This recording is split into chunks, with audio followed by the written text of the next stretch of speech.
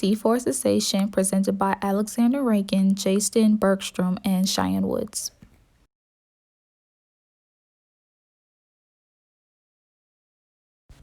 Okay, so deforestation.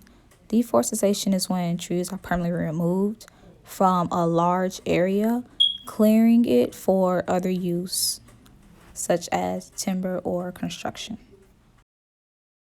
Starting with the causes. So let's list the major causes of deforestation. First off, we have agricultural activities that consists of clearing forests for both crops and for livestock.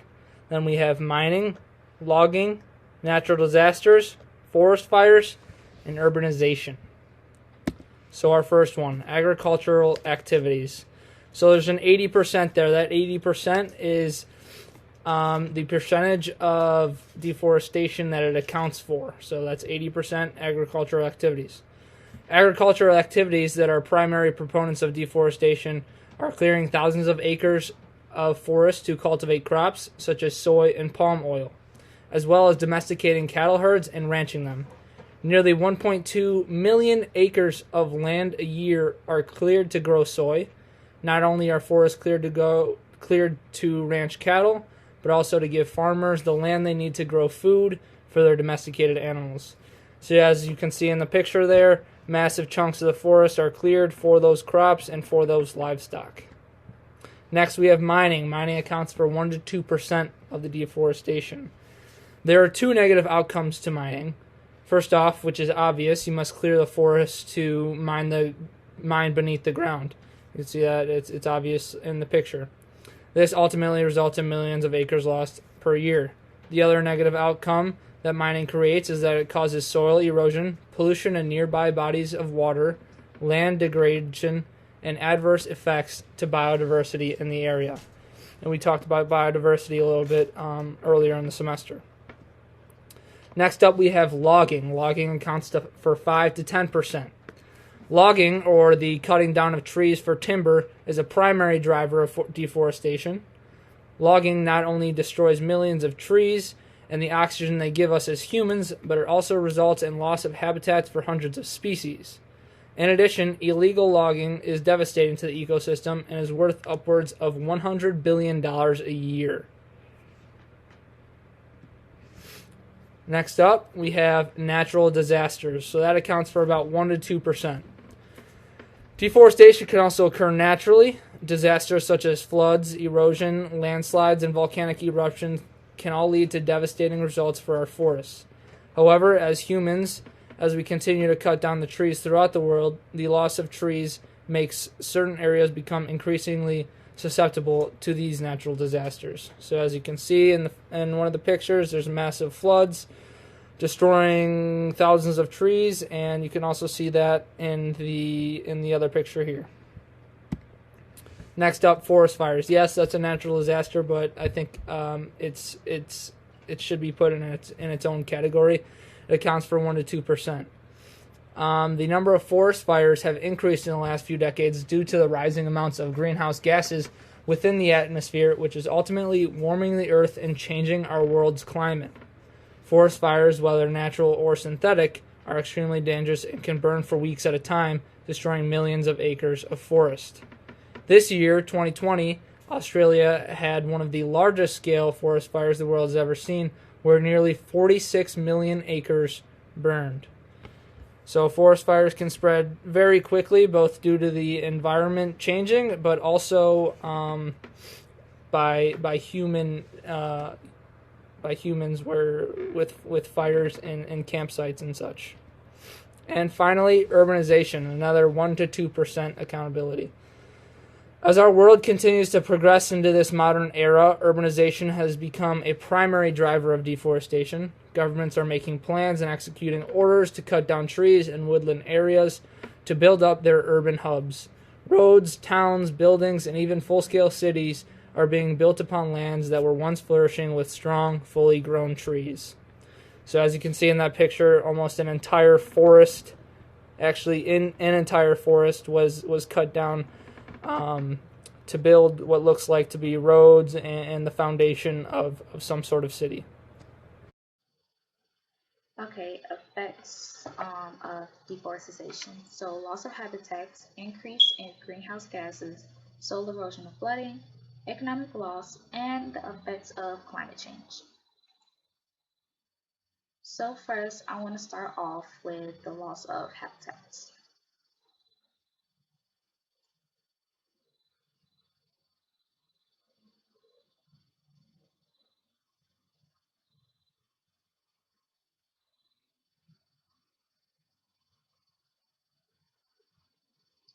Okay, so loss of habitat. Food and shelter to reduce fur animals and the reduction of biodiversity. So when all the trees are cut down, lots of animals and other species end up losing their homes, and the food and water in that area and starts to decrease. So animals start to move out of that area because it's inhabitable. The reduced biodiversity. So all the species, animals, and other things in that area will start to move to different places, not being familiar with the other habitats. And this is when their species start to decrease because of the reduction of food and shelter. And also, this will start affecting like the economic flow of a forest. Another thing is the increase in greenhouse gases.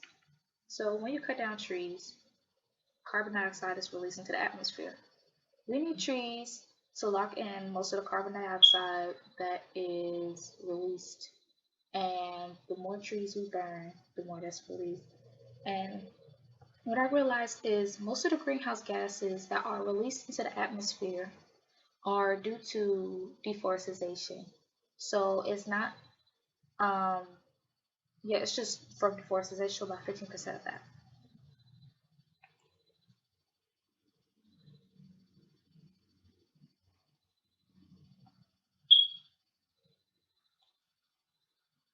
Okay, so soil erosion and flooding. When trees are removed, the soil washes away in places that are not covered. This causes the land's soil to become less fertilized. So when we remove the trees out of the area, the soil has a harder time trying to keep up with all the water that is being poured. So they can't hold it, and this starts to slide. All this water starts to slide into our waters, and it starts to increase the pollution. And as the pollution increases in the water waves start to become clogged, causing more of our fish and other species in that water to decrease. Another thing is um, the soil won't be able to hold all of that water, so that's why it ends up going into our waters and our rivers and things like that and start the pollution. Now, the economic loss. We cut down trees and stuff for timber and non-timber products and for those industries. But the thing is, we are cutting down trees faster than it can grow, and the earth can't keep up with that. So, um, if we end up cutting down too many, then industries will start having problems because this is where they can't cut down anymore, and the effects of economic loss, if that keeps continuing, this will lead our community or our country into recession. And with recessions, unemployment starts to increase, wages can't be paid, and employees have to start getting laid off.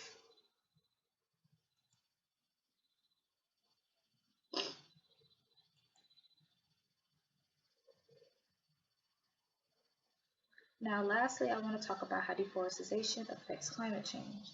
Now, when trees are removed, more carbon is released to the atmosphere. This causes more thermal energy to be trapped, making the plants warmer and affecting the climate change. Um, because all of that, this goes back to the greenhouse gases. So, more carbon that is released into the atmosphere, it gets trapped and it causes the planet to start get warmer. Now, the climate change actually affects us too because of that, and this causes like increased heat and insect outbreaks, um, and wildfires, so forest fires, for example. And lastly, it also reduces our water supply because the heat is too much and the water cycle isn't keeping up with that.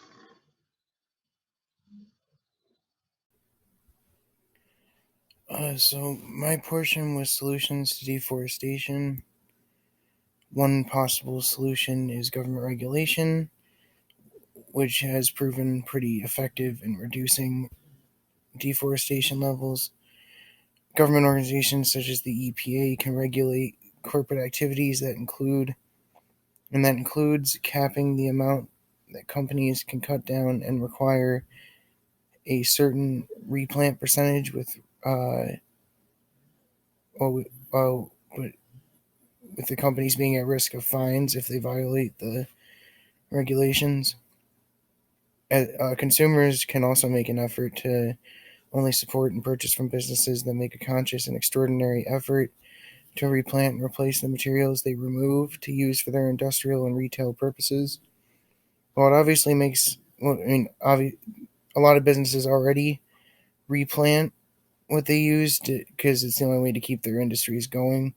But there are companies that go beyond that basic requirement that consumers can choose to support.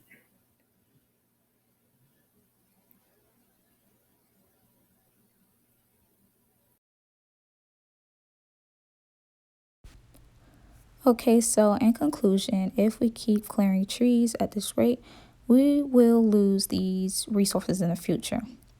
Also, this will have a huge negative impact on all species as a whole, and we should really consider on how much we are taking from the earth compared to how fast the earth can produce these materials for us. One more thing we should also think about is the consequences of our actions. We can't think about just how we're going to survive now. We also have to think about the people that have to live here in the future. And here are our resources.